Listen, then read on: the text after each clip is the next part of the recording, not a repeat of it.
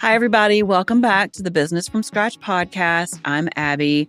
Today's guest is Mike Barnhart, owner of Access Fitness in Wilmington, North Carolina. Mike now owns multiple gyms, leads a community centered on discipline and growth, and helps people get stronger both physically and mentally. But that version of Mike came after a very different chapter. Before Access Fitness, before entrepreneurship, before leadership, Mike found himself in a place that no one wants to find themselves in. And while he was cut off from everything familiar, he discovered something that helped him reclaim control, purpose, and identity. This conversation is about how that experience shaped who he became as an entrepreneur, and I guarantee you're going to want to learn from his incredible journey. You're listening to Business from Scratch, the podcast for people building businesses they love without losing themselves along the way. I'm your host, Abby McGee. Let's get started. You have a very unique story that I am so intrigued by. Okay. But I want to start off by just asking you how did you find yourself in a position that nobody ever wants to find this? So just talk about where you found yourself all those years ago. Okay. That led you here, but I want to start there. You found yourself in prison. Yeah. And that was a catalyst for who you are today. So just tell me how you ended up there. Okay. So I think the easiest way to put it is I've always been kind of who I am, right? But when I have a lot of energy without a lot of skill, then I find myself doing things that I've been exposed to. When I get put in a position where I realize that I just need to develop skill, my energy is my superpower, and I point my energy in the good direction, it's like I can do really cool stuff too. And so 22 years old, got sentenced by a federal judge out of Raleigh to 87 months in federal prison. Life shaking, just obviously to my core. It was just like, man, how did this happen, right? Nonviolent drug offender, just a party kid growing up. I grew up surfing and skateboarding, and I was a great athlete, but I just was very easily swayed. I grew up in a dysfunctional household. And so the environment that I knew kind of shaped who I was becoming. And then when that happened and I found myself in these places, I was like, okay, I've got a choice to make. Either I'm going to come out better or I'm going to come out even less equipped to handle life. And this becomes a very much a repetition. And I just didn't want to go back. I mean, I was not in my element. This was not where I wanted. I've always seen myself as had the ability to influence. And I was like, I'm doing this all wrong. And so finding myself there at that age, it was like, okay, cool. Now is an opportunity. How do I discover who I am, what I stand for, and how do I fit into this? You know what I mean? And so that just started the path of basically self-development, right? And through self-development, strength training, weightlifting, the second location I landed at had weights. And so when I got arrested, I started working out again because, again, I need an outlet, right? I've got a lot of energy. But when I landed at the second location, which was a low security, I started at a medium. I went to a low. When I landed there, they had weights. And that just became like, man, the physiological side and really the psychological side of what would happen when I would work out. It was just like, okay, I can see the value. It's like, I'm getting stronger. I understand what's going on. Then I hurt myself deadlifting with a bunch of young guys. We were just in there, as you can imagine, the testosterone in an environment like that. Just like, let's lift heavier. And I herniated L4, L5, S1. And so the thought of not working out was not even in the picture. So it started me on this track of like corrective exercise. And I just started consuming material like, okay, how do I strengthen what happened? How do I start to move again naturally? Like I couldn't even stand up straight. Like it was bad. And I imagine there's no resources in that location. No, they're like, what do you want, surgery? Yeah, to help you. No. So you're legit on your own to figure that out. Yeah, there's no physical therapy. There's nothing like that. It's like either you get surgery or you don't. And it was just like, okay, that's not the road. And so through the process of starting to understand the physics of movement, I was like, man, I really like this. Like, I get it. Like, it makes sense to me. And then I just kind of dove in, and it just became a huge part of my life. And they called me White Mike when I was in prison. They're like, well, I started working with people. They're like, White Mike, my shoulder hurts. Can you fix my shoulder? And I would help people, and they're like, my back hurts. And because obviously the folks that would want to work out every day was like, it was a brotherhood. It was some of the most connected I've ever been to good people, as weird as that may sound, right? And then once I started helping people, like using information, knowledge that I developed, helping myself, and I started helping other people, like, dude, I feel so much better. It was like, this is is what I'm it. going to do. You found it. Yep. And so then, I finished getting my degree, and obviously exercise science and physiology became a really big part of that, and energy systems and all the things Were that. you working on your degree while you were in prison? Or Yeah, was no, this? I couldn't finish it there. So I got Okay. certified and then came back home to finish. And Okay. then, but I remember like when I committed to like, I'm going to be a coach, I want to be a strength coach. And when I committed to that, it was like, there was nothing else. There was Yeah. nothing else. And so I'm like, I'm in prison, like learning how to do calculus and all this stuff. And it was cool because I look back now, it's like, man, people were helping me. You know what I mean? Because everybody could see, it was like, dude, this is this young guy. If he goes and does something great, like it helps all of us. And so I For just always sure. felt very supported. I think all of us, without exception, are like a couple of decisions away from wrong decisions away Yep. from landing somewhere like that, or, different set of circumstances. I mean, I know in my life, I've made some decisions that landed me in a place I did not want to be. Yep. Wasn't prison. It Right. was a different kind of prison. Yep. Right. And everybody has a choice what they're going to do there. Do you feel like you are, you were born with the drive and the skill set to be able to take those moments and turn them into something good? Or do you think that can be a learned skill?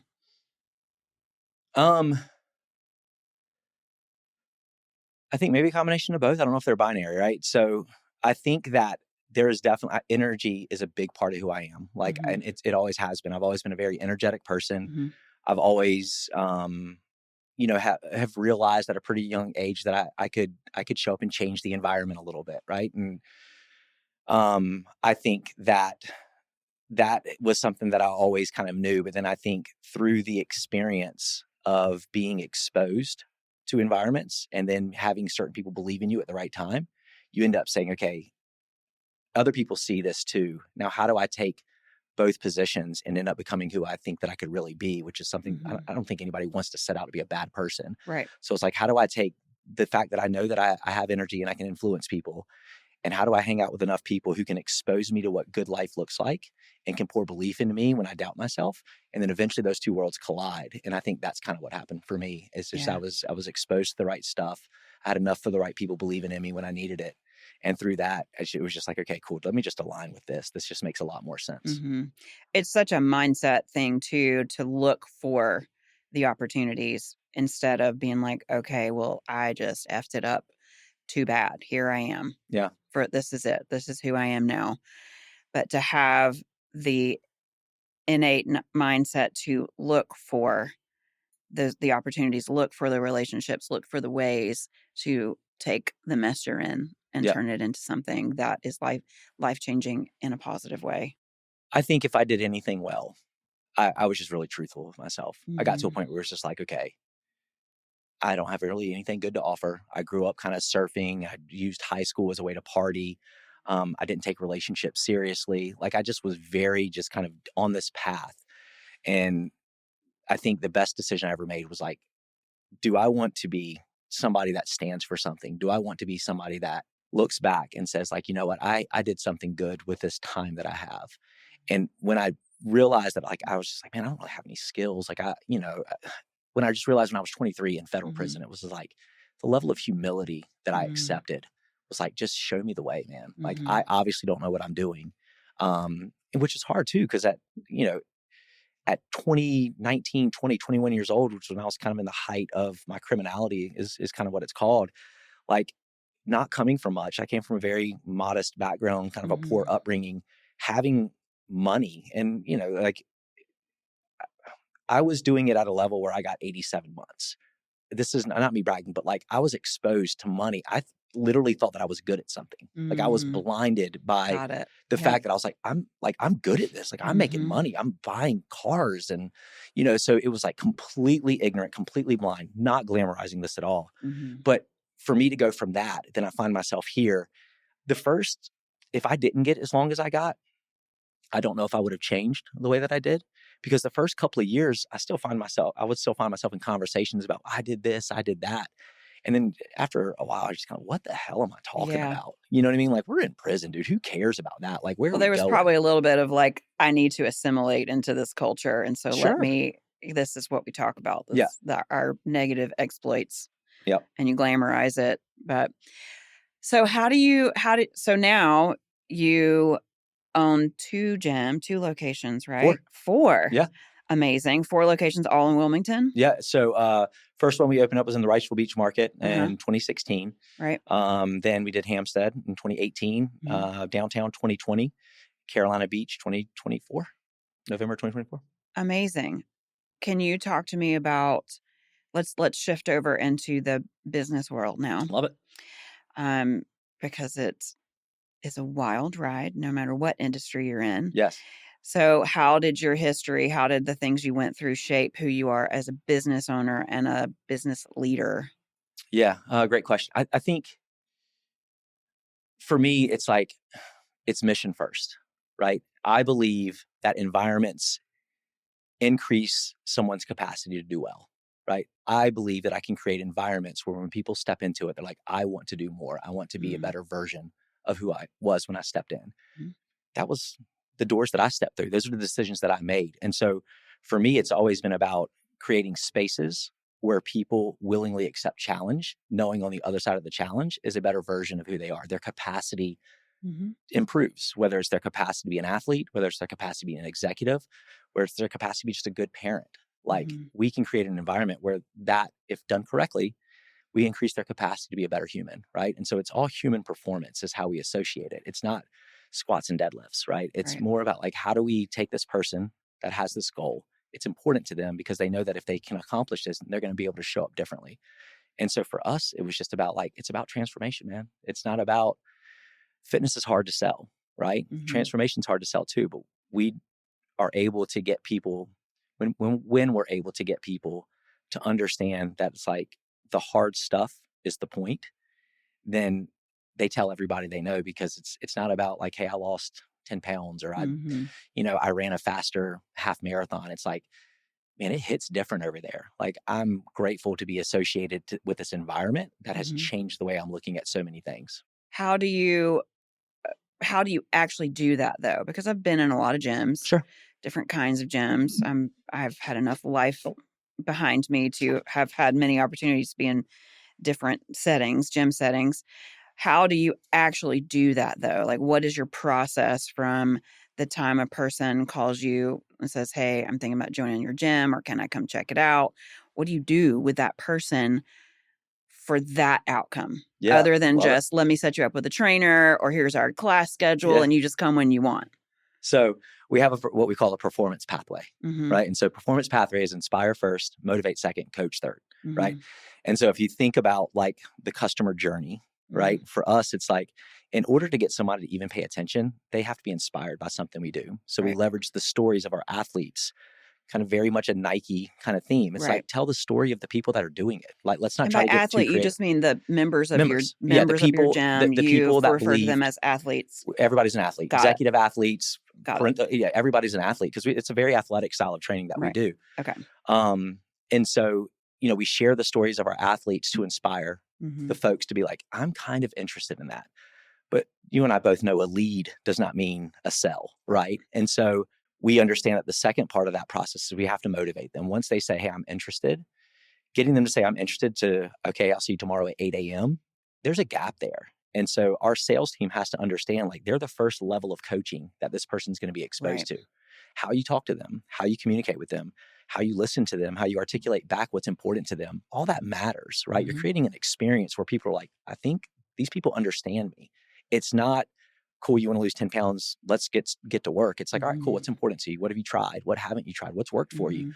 What didn't work for you? And so it's genuinely taking a traditional sales approach in the sense of let them talk, man. Like most people have not had a great experience in a gym setting, right? They've either paid and didn't go, or they've had a bad experience, or they've tried to cancel. And so when people walk through the door, like typically their guard's up. The first thing we have to do is just get them to realize, hey man, you're in a safe place. Like we're trying to do this the right way. And if they're like, I want the cheapest gym, like, probably not your people. You know what I mean? Like you want the most value, we're cool. But like, I think for us, it's getting people to get inspired by the folks who have gone before them that have been successful doing what they want to do. Our sales team understanding that they got to motivate them a little bit because people are typically coming in with a lens of, I don't know if this is going to work. Right. And then when they give us an opportunity with their resources, their time, their energy, we coach our faces off. Like, it has to be, you're correcting movement. You're motivating them. You're also correcting them if they're dropping the ball. It's like, come on, we've got it's truly coaching. And I think very few people have been exposed to that. A lot of people call themselves coaches, especially in the influence marketer in the fitness industry. I'm coach this, coach that. Right. Coach is something you earn. It's not a tagline on the back of a shirt. Like, a coach changes lives. A trainer can tell you what to do in a gym. A coach they're going to tell you how it applies to your life. They're going to kind of get it into your DNA to where it's like you look at it differently. And I think that's what we do that's different than a traditional gym, is that we believe in the skill set of coaching. That's so awesome. Makes me want to come join your gym. Bring it. Yeah. But it is. It's just, it's the detail. It's like, and I'm, what I know at you, like you create these environments, right? Where it's like the way the ice cubes are, you know what I mean? It's the same stuff, right? It's just like, you got to care. You have to care about the person you're trying to serve. Yep. My business is definitely service. The service industry is a term that people throw around, but they don't really think about what that means. It is, we are serving our clients, our customers, the people that come to us with a specific need, whether it be at the bar or through Salt and Charm. We're in people's homes in their best moments, their worst moments, all the things. So the gymnastics we have to do mentally to look at the person in front of us that we're feeding today and really think about what they're going through, what they need from us. How can we serve you to make your experience go above and beyond, and you leave feeling better than you came in? And it is something you have to be very intentional about. Yep. And if you're not, you're just making food and handing it over. And that doesn't do anything for people. Yep. And I have no interest in being a part of a business like that. If I'm going to invest my life into something, it better be doing some good. Yeah, man. I'm with it. I mean, that was beautiful. I mean, you said beautifully, but I think our businesses are more similar than different. And I think like what I like about your podcast, it's like you could probably put all the stories together. At the end of the day, all business is business. The people that care the most typically win. You know what I mean? Right. You got to hit your head a bunch, right? Because you don't want to necessarily just feel like you can go any different direction. But it's like, if you come at this thing with a heart of genuinely trying to help people, it's pretty hard to lose. The people who care the most win, and the people who are willing to do one more thing than the person next to you trying to do. At the end of the day, you got to be willing to work. You got to be willing to work. And the people who can stick it out longer and do more than the person next to them are the people who are going to win. Yeah. And so it's a combination, right? You have to care. Otherwise, what in the world are we doing with our life? And you have to work your ass off. I heard a quote, God, I'll probably butcher it, but I heard a quote the other day and I loved it so much. And it was like, at some point, if you're really trying to be an entrepreneur, at some point you understand as an entrepreneur, it becomes less about skill and more about character, right? Because at some point it's just the work, man. There's always going to be problems. So there's always something to figure out. But at some point it's like talking about doing the work's not doing the work, right? Romanticizing what it's going to feel like when you do the work's not doing the work. Right. Creating the strategy to do the work's not doing the work. At the end of the day, once you finally say, okay, now it's just time to do the work. Yeah. Like, that's when rubber meets the road. And a lot of people I've met can certainly glamorize the idea of entrepreneurship. They can certainly love parts of it. But when you look at this thing in totality, it's like what separates the folks who are successful or not are the folks that rolled up their sleeves and they walked through a very lonely chapter. And in that lonely chapter, the only person in the auditorium that was clapping for them was them. Yeah. For a long time. Right. And that's an Alex Hormozy line. And he's just like, but then everybody, once you make it, everybody wants to congratulate you. That's when you need support the least. Right. When you need it the most, when you're in your lonely chapter and it's just like you grinding, awake at night, looking up like payroll, rent. This person just put in their 2-week notice. It's like, that's when you need people to clap for you. Yes. Nobody there, man. That's the work. That's the work. It's so interesting. We're in a season. So Salt and Charm is my the first business I started, and we are an event-based business, right? So we have seasons that are crazy. Sure. We have seasons that are painfully slow, like right now. January to mid-March is like the time where you're questioning your life choices and why am I in this business? There's nothing happening. But this is the time that my team takes to do the work Mm-hmm. that is necessary to get you back into the groove mid-March when weddings start back. Yep. And it is painful, and it's not the fun work that gets you the applause and the Google reviews, because nobody's seeing what we're doing right now. Yep. But we're in our spreadsheets, and we're in our planning sessions, and we're in our recipe development. And that's the work that doesn't make you money right now. It doesn't, nobody sees it except us. And so we're going through like this 2.5 month period of just working our tails off in order to be better for the people we serve come mid-March and through the rest of the year. Like, they need us to do the work now, so that when we get to their tables, their weddings, their funerals, their anniversary dinners, we know what the hell we're doing. Yep. And we're bringing them something, and we have practiced enough and worked enough to be able to go in and focus on them now, instead of, how do I make this chicken? Yep. No, I know how to make the chicken, because I've made the chicken 500 times over the last 3 months to prepare myself to show up to your table and take care of you. Yep. And that's not a lot of people are willing to do that. Sometimes people in my industry, they'll take January, February, and like go off to Check Bora out. Bora. Yeah, which sounds great, right? But it does sound great. But there is this. I think that, like what you're saying is so. It speaks to me because we're so process driven, Mm-hmm. and what we try and do in the slower months, similar to you, it's like, we don't practice process to get it right. We practice it till we can't possibly get it wrong. Yeah. You know what I mean? It's a nuance, but it's a difference. It's like, it's not about saying, okay, cool, I did that, right? Mm-hmm. It's about like, nah, when you have somebody in front of you and they throw something at you that's heavy, like, I mean, we have a relatively young sales team. They're typically 25 to 30, Mm-hmm. right? And our customer demographic is about 35 to 55 for the most part. We certainly have outliers, but Mm-hmm. so I tell my team, I'm like, they're going to throw things at you that are heavy, and like, Mm-hmm. you're not going to be prepared for that. And so if you don't understand the process so well that you can continue to be empathetic, but also keep things moving in a way Mm-hmm. that allows them to feel like there's progress being made in the conversation. Mm-hmm. We have to acknowledge certain things, but we don't want to deviate from, that's what drove them to show up. Don't let that be a reason why they back out. You know what I mean?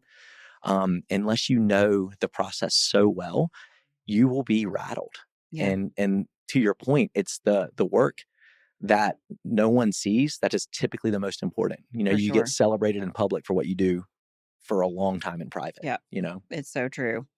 And not a lot of people are willing to do that. I just had a conversation last night. This particular business owner is in a season where they are doing the work, and the only person giving them the applause is themselves. And that is hard. It's lonely. It is, can be almost impossible for some people to get through. And, being able to take a look at the season you're in and deciding, okay, am I in this? Do I have what it takes to get through this, so that my business keeps growing, so that I keep growing, so the people I serve get the best of me? And that's a hard place to be, that lonely place when you are just grinding away, doing the work, the not glamorous work. Yep. A lot of people see the magazine articles and the Instagram page and the Google reviews, and those are all great, but they don't see the years and years that shaped who you are and that shaped what your business is. Yeah, it's to that point, and I mean, like, this is fantastic. Like, this is the world that I live in. To that point, it's like, I tell my team a lot, and we've been going through since COVID. COVID was a big deal for us. And it was a big deal because I did not know enough about business, and I started opening locations, and I had momentum. When COVID hit and momentum stopped, I was like, I've got 3 locations open, and I don't understand operations. I understand how to get people excited. I understand how to drive energy. I understand culture. At the end of the day, it's a business. And so we've been on a journey, really the last 5 or 6 years, but specifically in the last 3, we've been in this just process just develop the process. It's not going to be perfect. We're going to pivot as we go. But to your point, I tell my team now, I'm like, one day everybody's going to look at us. I'm like, man, you guys blew up out of nowhere. You're like an overnight success. And I was like, that's when we were like, you know what? Yeah, we got lucky. You know, just take it as a compliment, because they don't see this. Yeah. They don't see the L10 meetings. They don't see the 90-minute every Monday, us like, break it. We have to break it. In case It's not anybody right. is wondering who's listening, a successful business is never because of luck. No, Never, God, ever, no. ever. No, it is. It's so hard. And to your point, it's like, there is a lot of romanticizing about entrepreneurship and being your own boss, but man, it's by far the hardest thing I've ever done. And I've been through some hard stuff. Building teams is the hardest thing I've ever done in my life. Hey, really quick, if you've ever thought about starting a podcast, you need to hear this. I could have tried to do this on my own, but I'm a business owner and I'm not trying to learn audio, video, editing, or any of that other stuff. Between my businesses, family, and everything else, it just wasn't going to be possible without serious help. The team at Unfilter handles everything: the planning, filming, guests, editing, clips, all of it. If you've been sitting on a podcast idea, don't. Go to unfilter.io and let Rich and his team bring it to life. I know there's probably as in any business owners has a long list of mistakes, but what was some of the biggest things you had to fix during that season where you were like, oh crap, I don't understand operations? What were some of the biggest things you had to fix in order to get to a healthy place in the business? So I look at business now in three parts. You have to tell people who you are. You have to get them to give you money for it. And then you have to fulfill your obligation to the customer. I understood fulfillment. I didn't understand marketing. I didn't understand sales, because I've been this kind of one-man show, and it's like I could get people excited, but like my energy's different. And so being able to scale that across 3 locations, we didn't have a clue. And it was just, and I couldn't just run appointments all day across 3 locations. So the first thing was, okay, we had momentum. And mind you, we grew to 3 locations strictly from word of mouth. I never ran a Facebook ad. I never ran anything. And then during COVID, gyms were closed. Some national competitors came into the market that were marketing and sales machines. And it was just like, nobody knows kind of who we are anymore. We've lost that momentum. There's no word of mouth necessarily. We have our people coming back, but it's like the world literally changed. A ton of people moved in. Some people left. And so the first thing is I understood is like, we've got to get people wanting to know more about why we're different, who we are, because we can't look like a gym, because if we look like a gym, then we're playing the what's your price per month game. Right. And we can't just look like a studio that has this one-dimensional service offering, because then it's like, okay, cool. You know, you guys do workouts. They do workouts too. And it's like, we have to understand how to articulate this ecosystem that we've developed so we can kind of meet people where they are in their journey. And if they want to work out with their podcast, you know, with their earbuds in and listen to a podcast, they need space for that. If they want to work out with the energy of a team, we've got that. And if they want to work with someone one-on-one in a really specific goal, we can do that too, because it's all coaching, right? And so the first thing was like understanding the world of marketing in our space, because I think I use restaurants a lot too. When our teams meet, they're just hard businesses because there's so many of them, right? It's very much commoditized. And so it's like, it's not even so much about what you have. It's like, how do you articulate the differentiators? And so went through a long process of just trying to understand, how do we run ads? How do we craft our message? What kind of offer is important? Like, you know, how do we make sure we don't sound like everyone else, because we're not, right? Genuinely, we are different. And then it was, once we did that, we had people coming in, and it was just like, that sales process was clunky. And it was just like, this person did it this way. So it's like, no, we can't, it has to be this way. And so then starting to understand the importance of processes and making sure that like folks understood that there's a psychology to what we're doing. It's not checking boxes. Like, you got to slow down. We're not selling a $10 a month membership. Like, you're asking these people for hundreds of dollars a month or whatever. Right. So it's like, this is a process of building trust. And so how do we do that at scale? And so I guess those 2 were certainly new to me. I knew how to do them myself because I'd been in the business for a long time. I knew how to sell myself. I knew how to sell coaching. I knew how to connect with people. I didn't know how to teach other people how to do it. Right. And that was hard, you know, because it was just like, where do I start? And then I go into like Gino Wickman traction, the L10s, and having the EOS system. And it's like, I just need frameworks. Like I need how does business operate? And so that was my first kind of like coaching program that I did outside of just direct fitness. Was like, okay, the entrepreneur operating system, if you're familiar with the EOS system. And it was just like structure. You got to have frameworks. Who owns what part? How does it work? What's the process there? And so I did that for a while. And then I hired once I felt like I understood that, I hired a secondary coach that was industry specific. Invested a lot of money. It was like, all right, now tell me how to adapt this concept of running business. Now I need to be really specific about who we are. You hired a business coach for yourself. Absolutely. Got it. Yeah, I love coaching. You know, like, so when I get into a tough time, like I believe in the power of coaching. So it would be crazy for me not to invest my own resources into it if I'm telling everybody else to do the same thing. So I paid the ignorance tax, I like to call it, for a long time, you know, and I was just like, I don't know what I'm doing. And then once I was able to say like, I don't know what I'm doing, it was like, okay, who does know how to fix this? And then just spend my resources. Because I'd much rather admit that I suck for a season than think that I'm good for a lifetime and end up broke. You know, it's true. It's like, just admit I suck right now. It's true. And like, let's get over the sucky part faster. Yes. So you can just start being profitable. You're going to pay your ignorance tax one way or the other. You're going to pay it in time, or you're going to pay it in money. That is the truth.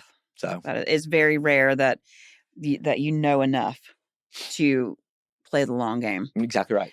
And you might know enough to get started and like flash in the pan kind of thing, right? That was me. Right. Yeah. And me too. Like my business started right before COVID, and COVID was actually good for my business because of the way people needed to eat and whatever. Sure. But so my business did grow really quickly, really fast from the beginning. And then I was like, okay, well, I don't know what to do either. I mean, I was a musician in my first life. I knew music. I did not know business at all. I didn't know how to read a P&L. I didn't know how to take payments. I was taking payments over Venmo and like wild stuff, right? And then every level that we've grown, I've had to remind myself, you don't know how to do this. You've been doing this for many years now, but you don't know how to do this thing that's coming for you. So you better get some help. You better hire somebody smarter than you to help you, get some coaching, you know, whatever you need to do, because figuring it out on your own takes too long. It's too expensive. Yep. And I think that it probably speaks well to how you develop people, right? It's like getting my team to realize that I'm willing to spend money that we don't have to hire people to help us figure out a problem opens the door for them to feel like, hey, I don't know how to do this part either. Can you help me? Yeah. And it's just like, when everybody can show up and be like, I'm good here, I'm not as strong here, how do we kind of make the best of the both worlds? That's how we run a business. When everybody shows up and they're like, I got this and I'm good. And it's like, you're kind of dropping the ball and they won't admit it. It's like, man, that's the biggest bottleneck you could ever have. And so for me, hiring coaches was as much about me wanting to figure it out as my team seeing me say, I don't have all the answers either. I've never ran 4 gyms and managed 25 people and had to, you know, kind of make this money every month in order to cover our expenses. I'm figuring it out too, but we're going to figure it out together. And when we do, it's very noisy down here, but as you get stronger and as you get more skilled, the crowd starts to thin out pretty substantially. And so it's like, it pays to get good. It's so true. I love this so much.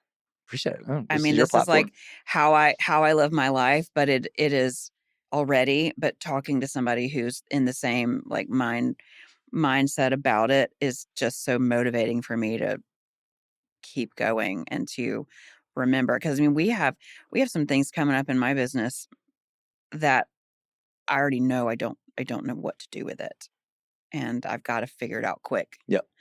So it's just a great reminder for me and for anybody listening. Like, it's okay to get help. You Pay need the tax, help. man. Pay the tax one way or another, and you might as well do it in a way that's going to get you where you need to go faster and help more people.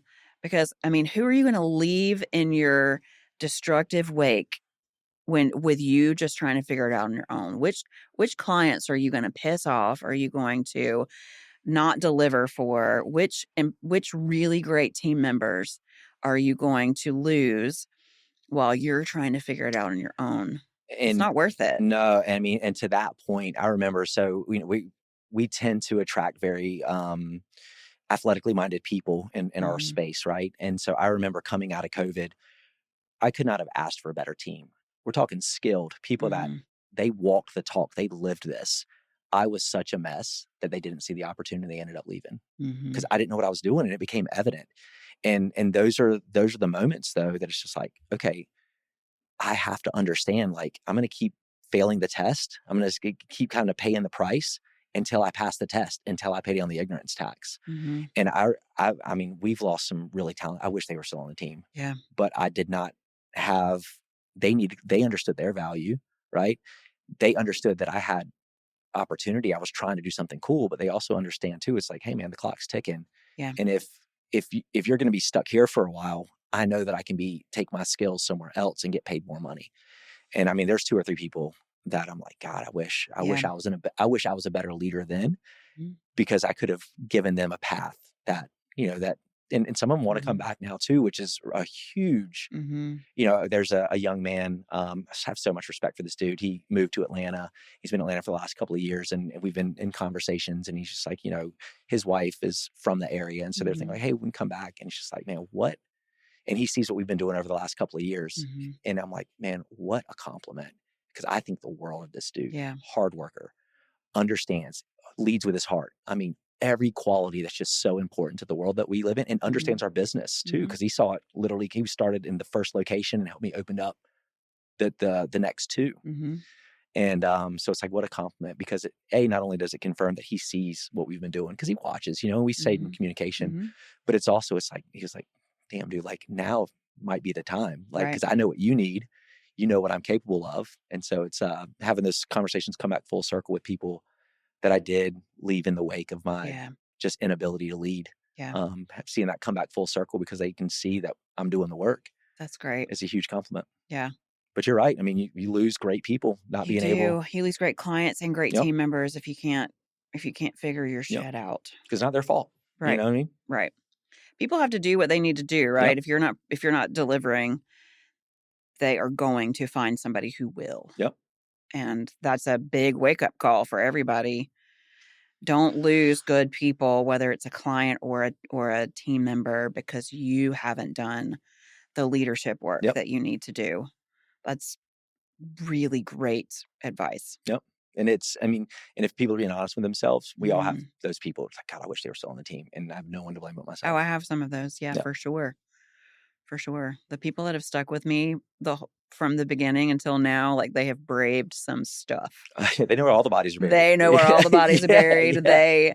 I'm so grateful that they stuck it out, and while we're just figuring it out. And Yep. I feel like every year we're still figuring it out, because every time you grow to a new level, there's more things to Yep. figure out. My dad is a retired minister. Very cool. And one of the things he used to say from the pulpit is, new level, new devil, Mhm. and it's so true. I definitely believe that. And Yeah. it's 100% true.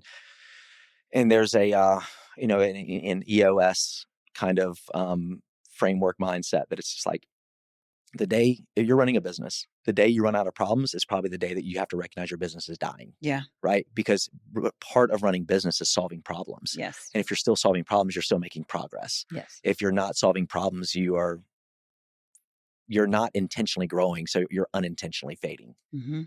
And it's just it's part of the deal. And so we say that true. often. It's just like, listen, guess what's on the other side of these problems? A new set of problems. Like, Yeah. this is the work, It and it just keeps coming ends. back. It's like Yeah. Groundhog Day. It always just keeps coming back to the work. Yes. Like, the work's the work. Yes. This is the work. You're signing up for a lifetime of work. Yep. In so many ways, to say yes to owning a business, to say yes to entrepreneurship. That is a lifestyle choice. Yep. 100%. So you can choose to work for somebody else and get your paycheck and know what's coming and do your thing, or you can choose this and just know that what you're getting into is a lifetime of work. Yep. Yeah, I think the worst thing someone could ever do to themselves is try to force themselves to become an entrepreneur. Mm-hmm. I mean, there's a lot of number 2, number 3 people that make just as much, if not more money, and they have a better quality of life. Like, I think entrepreneurship is something like I almost feel like it is in you. It's not on you. You know what I mean? So true. It's in you. Like, you got to have it here. And there's a, I'm a big podcast guy too. So I just say a lot of quotes, but I want to say it was is it Tim Cook, CEO of Apple now? I think so. I think so. So anyway, I think it was his quote, but he said, everybody tells you that do what you love, you'll never work a day in your life. He was like, I found that not to be true. He It's said, not true. when you do what you love, you're never going to work harder than you worked before, but the tools, they feel light in your hands. And it's like, that's true. boom, like that's it. It's just like, what else would I do? I love what I do, but it's the hardest thing I've ever done. Yeah.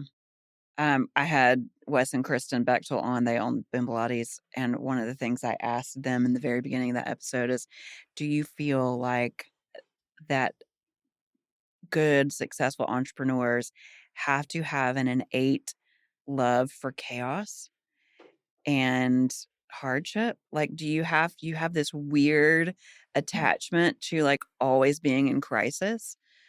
You kind of have to. It kind of has to fuel your fire, or what are we doing? And it's a weird thing to think about. I can't say that in the middle of a crisis I really love it, right? I mean, it's chaotic. Right. However, when I get through one crisis, I'm like, okay, what's next? Yeah. Bring it on. Yep. So I think good leaders, good business owners kind of have to have a little bit of a love for the chaos. Yep. No, it's you've kind of taken another lesson, and you've said it word for word based on a business coach that I had. And so we did this personality test, and that was kind of how he started his relationship with me. And he was like, dude, you have the temperament of like an arms dealer. He was like, it's easy for people to follow you because you have good energy, but just them agreeing to be a part of what you're doing, they're already on a limb, right? But you are so comfortable being on the edge that if you lose your sense of footing, so if you lose your sense of confidence, because people are drawn to the confidence, they're drawn to my ability to be like, no, we're going to go this way. It's going to be awesome. Let's do it. So they're following already kind of like, dude, I don't know. This guy's he's kind of crazy, kind of intense, right? But so when I lose my footing, when I don't show up being the leader that I need to be, and I'm not willing to admit that, people are like, I'm out, which is why I lose good people, because I'm very chaotic within. I bounce all over the place too when I talk, but there's my team says there's Coach Mike and there's Manic Mike. Coach Mike, everybody loves. I'm in there, I'm high-fiving everybody. Yeah, let's go, let's have some fun. And then there's Business Mike, Manic Mike, where it's just like, all right, guys, like this isn't working correctly. We need to focus on this. Like, what's going on? Okay, I understand that we're not getting the outcome, but remember, the outcome's a byproduct. What aren't we doing in the process that's making the outcome not be what we want, right? We've got to. And so everybody kind of talks about it's like, we've got this steady guy that everybody loves. And then we've got this other guy that's like, dude, if it's not working, like we'll damn near blow it up and start over. And and it's to your point, it's just like that willingness to go into the chaos, that willingness to create it, because we believe that through the struggle comes the strength, right? And in my life, it's been proven, like the darkest moments have given me my brightest lights. Yes, it's so true. So yes, to your point, chaos is a part of the DNA, I think. Right. And you'll find out real fast if you're built for that. Yeah. And that's why some businesses fold and some people go back into the corporate world or back into the, And I don't think there's anything wrong with that. No, there's absolutely nothing wrong with that. I mean, we wouldn't have businesses were it not for our team who that's their where they want to be. Absolutely. And they do great work. And so, yeah, it's just funny to think about. I bring it on. Yeah. But here we are. So many great things, so many good lessons and good reminders for me today, too, from you. I appreciate it. I love it. And I love to see somebody that has taken a really disastrous moment in life and turned it into something great instead of staying in the disaster. Yeah, it's awesome. And to that point too, I always want to be really clear about this, but like I don't, obviously I'm very mission driven, but like my story isn't about look at me. Right. My story is about look at what you're able to do no matter where you come from. Right. So my story isn't about as much redemption as it is about building belief. And so that's why I always want to be clear. And I don't necessarily lead with my story. I never kind of shy away from it because it's a huge part of what created me. And so for that, I'm very grateful. Right. Did I wish it never happened and I could have been the same person? Sure. But it takes what it takes, right? That's the work that I had to do to come back to Wilmington with the perspective of the city that saw me at my worst is going to see me at my best, right? And so for me, I always want to be really clear. Access isn't about, hey, look what Mike did. It's really about, look what we're able to do when we just put our energy in the right place and we're willing to kind of be humble and we're willing to ask for help and we're willing to do the work. That's great. Thank you so much. Easy. Thank you so much for taking the time to come talk to me. This is great. I've had fun. I feel like it's been 10 minutes. Yeah, right. I don't even know how long it's been, but no. Such great information, and you're so inspiring, and thank you so much. I appreciate that. That means a lot to hear you say that. And likewise, I mean, you're doing awesome work. I hope you're proud of yourself. I am. You should be. Yeah, sure am. Thanks for joining me on Business from Scratch. Follow the show for more honest conversations about building a business that works for you.